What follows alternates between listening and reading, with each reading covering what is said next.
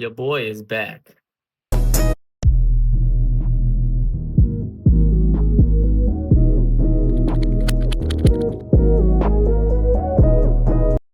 Yo, guess what time it is, you guys? It is tea time, and welcome to my review of, I believe, it's episode 3 through 6 of Daredevil Born Again, man. Now, I'm gonna be honest.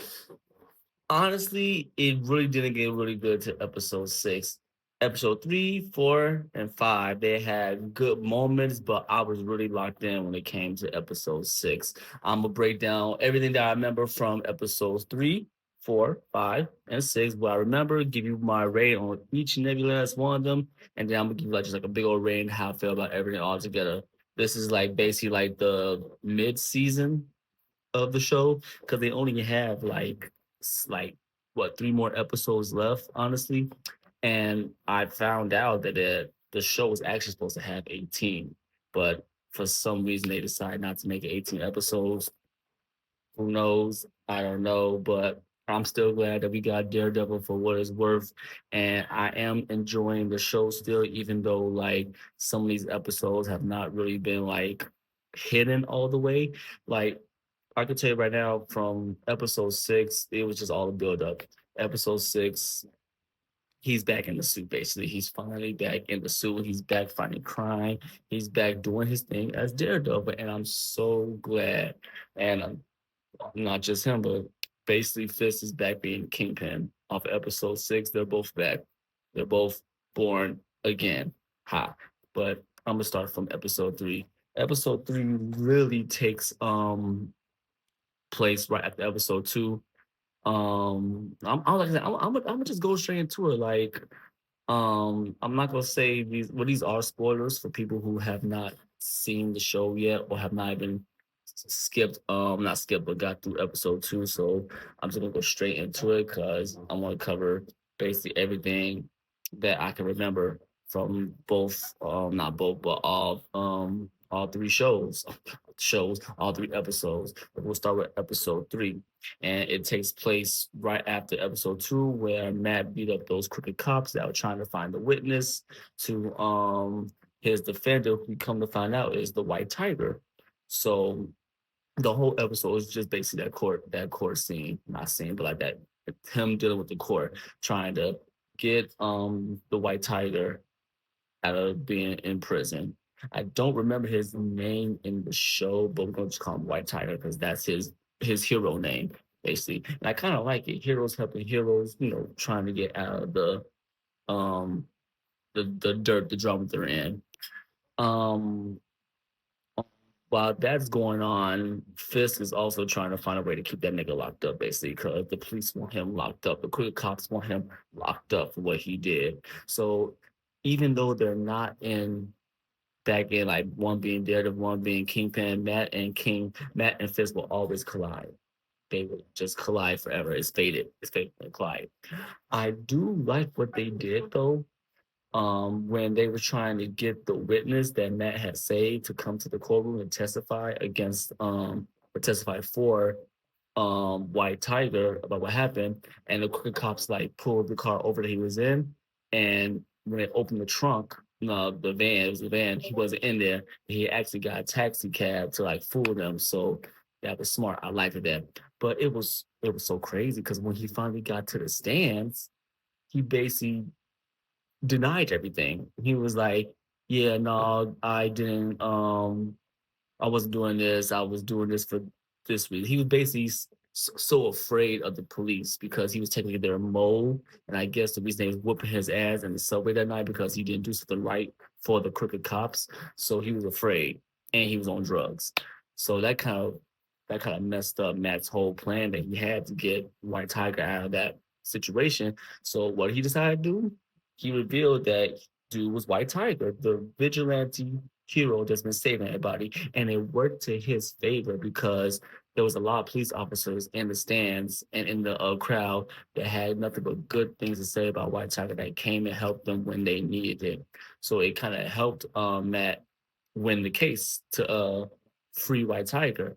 But at the very end, when he's like basically suiting back up, get back out there, yes, White Tiger, they know who he is, they know his real face, his name, and everything. The man's like, the next day, I still got a job to do. Who's gonna protect the city? Who's gonna defend the city? Everything. In a way, it's kind of like White Tiger was kind of basically pulling at Matt's hero strings, trying to get him back into being Daredevil. Like again, this episode was like a build up to episode 6 because this whole time Matt has been battling, going back and forth with whether he wants to still be Daredevil or not. And this one of the episodes was like, if nobody out there is going to protect the world, I have to do it because it's me. Nobody else is going to do it. So Matt, I feel like Matt kind of sees himself in White Tiger, and at the same time, when Fisk finds out that White Tiger was basically free, he's innocent. He didn't set it up, but he was basically talking to his, I don't know, is the secretary or whoever, the person that he was talking to. He basically saying like justice always wins, no matter what you're gonna do. Somebody's gonna basically bring the real justice in. And White Tiger takes a bullet to the head, like he's masked up. He's maxed up. He's walking, doing his visitor thing. I was like,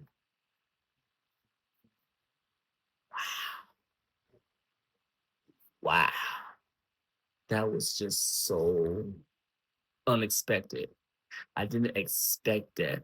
But sadly, come to find out that the actual actor that played White Tiger, he did die. I think it was from cancer. So he passed away.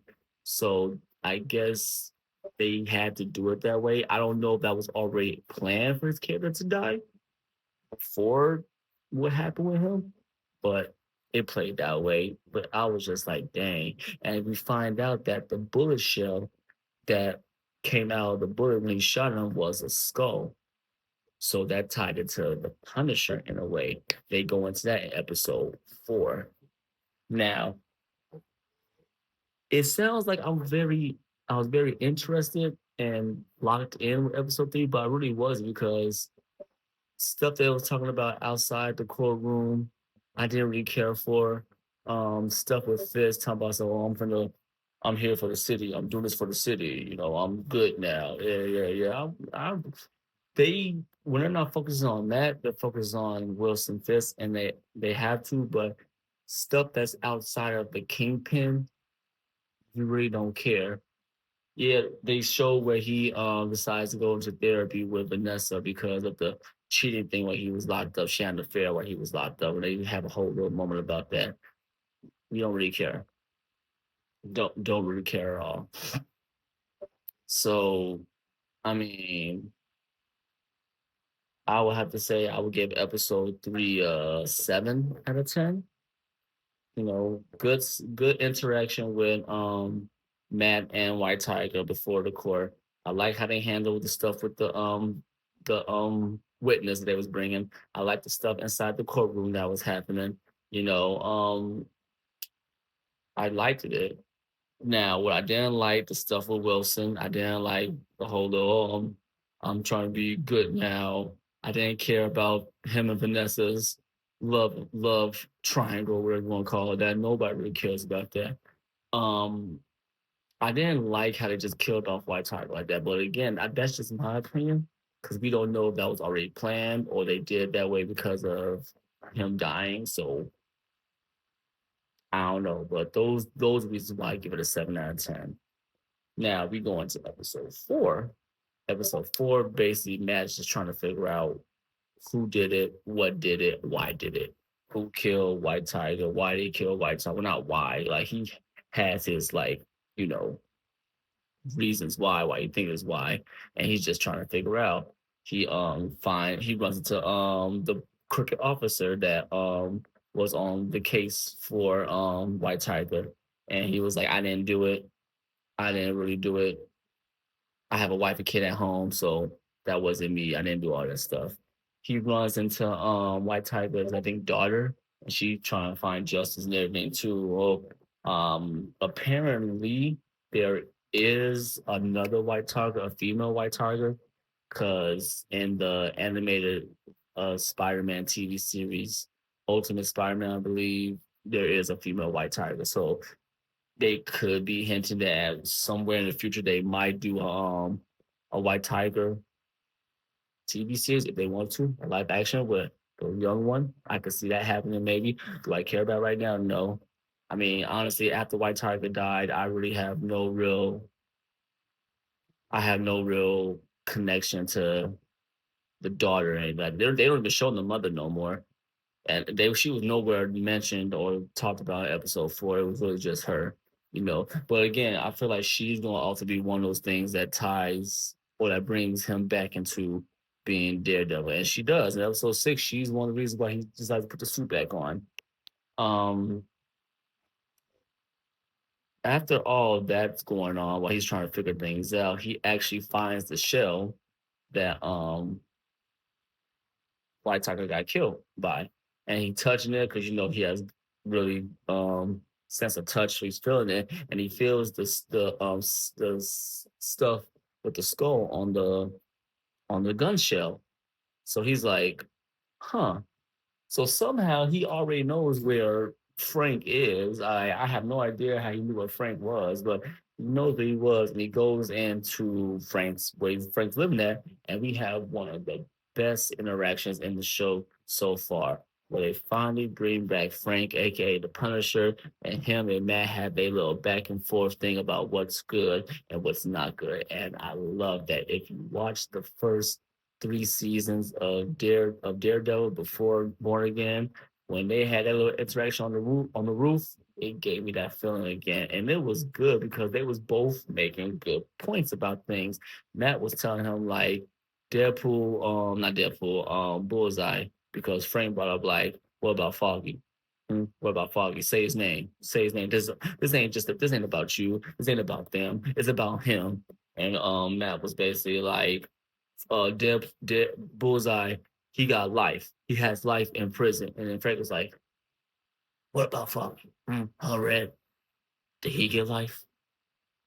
It goes back to what he said. Like, you beat people up, they get back up. I beat them up, they stay down. They stay down. So it's like they're both two people on the same coin, just doing things a little bit different. And it's like I love how they interact with each other. I love how they connect. It's like they haven't missed a beat since not being on the show. It was great. I love that. I really, really, really, really hope that this is not the last we see of him in the Daredevil TV series Born Again. I really hope it's not, because they are making another show for Punisher, but I just hope we get more Punisher in this show before the end of the season. Hopefully, season 2 of Daredevil. I hope. I need more.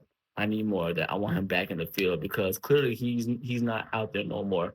He's not out there hunting bad guys and nothing like that. So apparently, for some reason, I think these guys are using like his skull, because we've seen people with skulls in the arms, skulls in their neck, on their gun cases. I think they're probably just like doing like following him, like they idolizing him or something like that. But I feel like that's also going to tie into him coming back also to Punisher in his own TV series. Maybe could be. Well, we'll just have to wait and find out. After that, we find out that Kingpin. I'm just saying Kingpin, Wilson, and Vanessa doing their therapy sessions. They start to ask about the guy Adam. I guess Adam was the guy that Vanessa had an affair with, and Vanessa was like, "No, Vanessa, the um Matt's love interest, who's also their therapist, which is crazy enough." She asks them about Adam, and they was like, "Do you know where Adam is?" And Fist was like, "You know." Vanessa was like, "No," but Vanessa knows. She knows that that dude has him locked up, because at the end of the episode, we see him going down to this basement, cutting up some food and eating it while Adam is screaming in the cell next to him, talking about letting me out. He had this man locked up for days. Like, what? Days. I was like, wow, that's crazy. Mm. But just because the interaction with Matt and Frank, and the reveal with Wilson. having Adam locked up and everything, it still wasn't that good enough to like make that episode as strong as episode 3. Honestly, I give episode 4 I give episode 4 5 out of 10 because those were only two moments I really enjoyed. Like I didn't care about White Tiger's daughter. I didn't care for her. I didn't care about all the other stuff. Matt Axe and his other guy that is working with him now, bald head, dude with the glasses, about trying to find some more information about what's going on. Again, I don't care about their therapy session because give more context of what's going on with Adam, yes, but just that little part I don't care about. I mean, they also had a little stuff going on with I think that was episode 4 with oh yeah, they had they showed some stuff with Muse. Muse is like I guess this oh he's not a new he's a new villain in the show, but he's been around. Um he's going around spray painting graffiti on the walls and all that stuff. And we see him like he's doing it very weird because he's taking victims and like draining their blood. Then you see him doing it. He drains some one guy's blood, and then in the beginning of episode 5, you see the same guy's blood that he drained, like basically dumped like in like a dumpster or like the garbage chute or whatever that they the garbage piles and all that stuff where they found it. So Muse is interesting. I low key want to like look him up more and see what's to him and everything. That's what I want to do. But yeah, episode 3, I give it a 7 out of 10. Episode 4, I give it a 5 out of 10. And now we're going to episode 5. Episode 5 was definitely a little stronger than episode 4. But at the same time, I'm gonna tell you right now, I give it just a straight I give it a 6. 6 out of 10 because it felt like a filler episode. It really felt like a filler episode. Best thing about episode 5, basically Matt trying to stop a bank robbery. And I like how they did. Like he's like, how can I do this without being Daredevil? So he basically had to find way. He had to find a way to do that. He had to fight somebody and put like a little mask on and fight. Yes, he did. I love that little fight happened. He literally whooped dude's ass, jumped up and double broke his leg. Like let's say this is Buddy's leg right here. Hmm? Let's say these are my 2 feet. Hands right here. He huh. I was like, oh shit. Imagine walking down the street and you see that in 4K. I'll be like, God damn. But that was nice. I liked that little fight. I liked it how they basically like stopped them from robbing the bank in a way he did, but he didn't because they got away, but he kind of switched the item that they was looking for. It kind of looked like an infinity stone, but it wasn't. But he switched the item that they was looking for and gave it to one of the bank assistant bank managers, who we come to find out is Kamala Khan's dad. They was throwing hints at Kamal that whole episode. That's another idea. Like nobody cares about Ms. Marvel. Ms. Marvel, not Captain Marvel, Ms. Marvel. Some people don't care about Captain Marvel either. I actually liked the Captain Marvel movie. I didn't like the Ms. Marvel's movie or the Marvels, I think they called it, with Captain Marvel, Ms. Marvel, and whatever her name is from WandaVision. I forgot. I did not like that. I didn't even watch it. I heard too many bad things about it, so I was just like, I mean, granted, some people still watch shows and movies no matter what nobody say. I am one of those. Like, I still plan to watch Craven at some point, even though nobody said it was good. I want to watch it. I think it might be good. I think it might be decent. I want to watch it.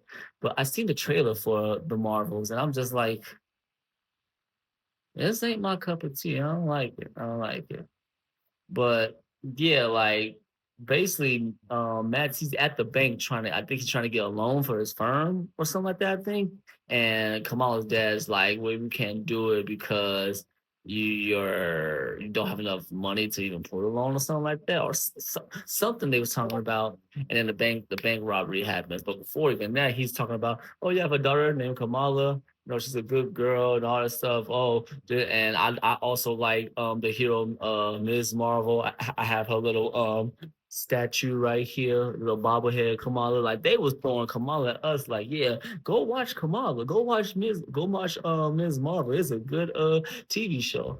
I'm sitting here looking at it, I'm like, no, I gave Kamala a chance. Episode 1, 2, and 3. I actually did a review on episode 1, 2, and 3. Check it out on my channel. Like just go on my page and type in Tea Time Reviews Captain Marvel. Like I gave it a chance and I just stopped. I just stopped because I couldn't keep watching. It wasn't that good. I don't like how they did her powers. I don't like none of that. But this is not about her. But they made that whole episode, not whole, but majority episode just kept referencing her until the bank robbery happened. So I was like, whatever.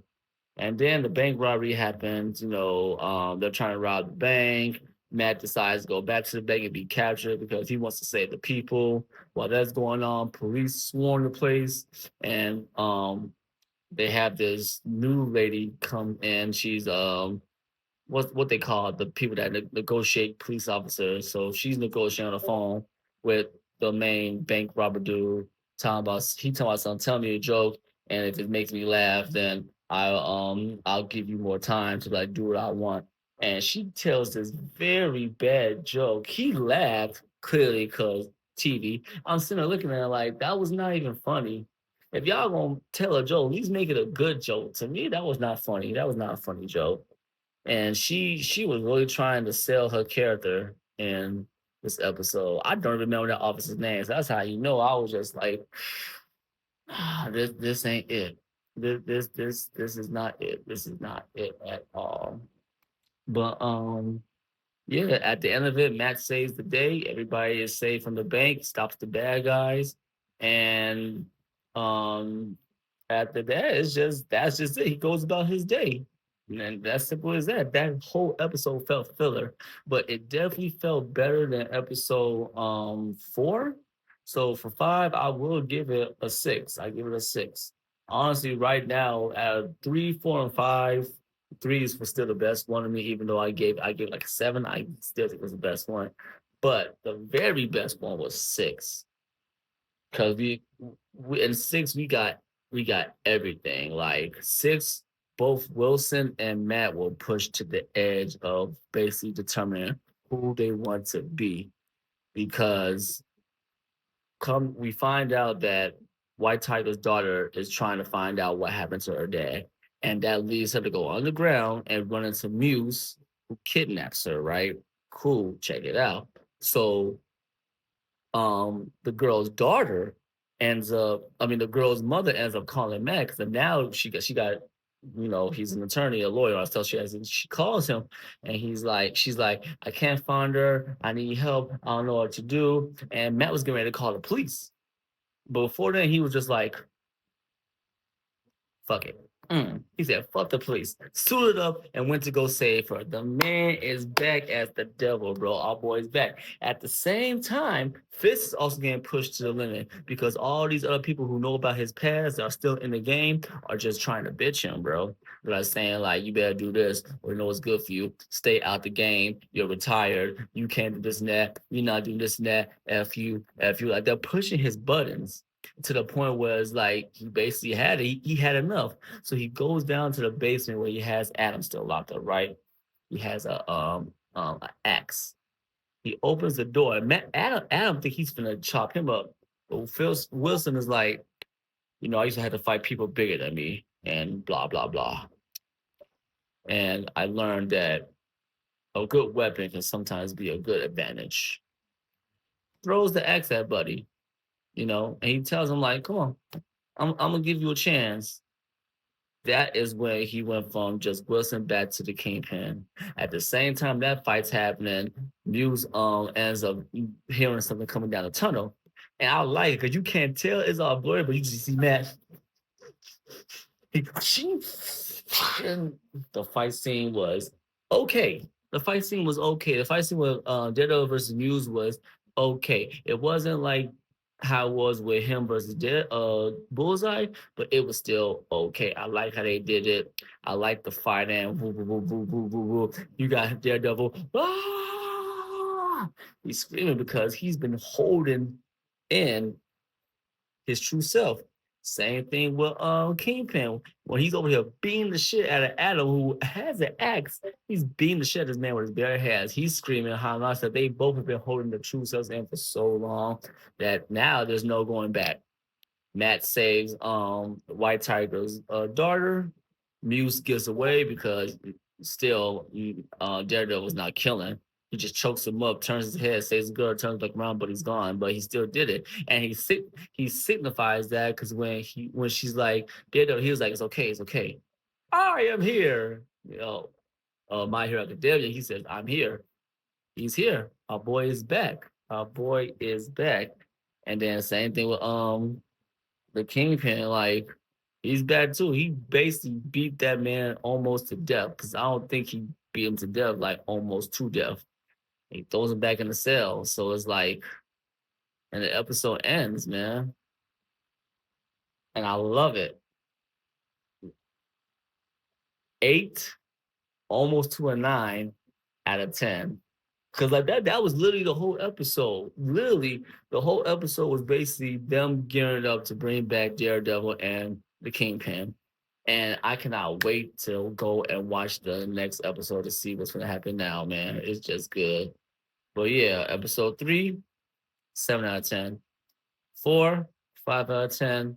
5, 6 out of 10. 6, 8 to a 9 out of 10. It was so good. Overall, if I had to combine all those episodes together in one rating, it would probably be like 7.5. 7.5, I have to do like that. But I still do highly recommend this show to anybody that loves the old Daredevil TV series that came out. Is it anything like it? A little bit. Is it short? Is it shorter? It is. But I still recommend it. Like I still think you would still enjoy it for what it is, for what they're doing. And we still have like what, like 3 episodes. So, just if you made it all the way this far with the series, you might as well finish the 3 episodes and then wait for season 2 to come out. But I really do hope once again that we get more Punisher, Frank, that we get some more Daredevil stuff. Now that he's back in the suit, we should get some more Daredevil stuff.